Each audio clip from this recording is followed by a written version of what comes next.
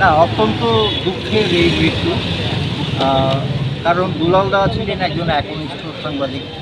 একসময় উনি সরকারি কাজ করতেন, তারপর ভলান্টারি রিটায়ারমেন্ট নিয়ে উনি সর্বক্ষণের জন্যে সাংবাদিকতা করতেন।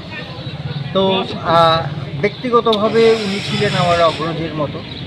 এছাড়া ওনার বাড়িটা প্রেস ক্লাবের ঠিক উল্টো দিকে হওয়াতেই বেশিরভাগ সময় উনি আমাদের প্রেস ক্লাবেই থাকতেন এবং উনি ছিলেন একনিষ্ঠ পড়ুয়া। এখানে এসে কাগজ ইত্যাদি পড়তেন, আবার অনেক ভালো বই টই পড়তেন উনি। তো সবসময় আমি ওনাকে পজিটিভ কাজের মধ্যেই পেয়েছি এবং সাংবাদিকদের যত কিছু ভালো কাজ করেছে সমস্ত কাজকে উনি উৎসাহ দিয়েছেন। তো তার মৃত্যু আমাদের কাছে একটা অপূরণীয় ক্ষতি, কিন্তু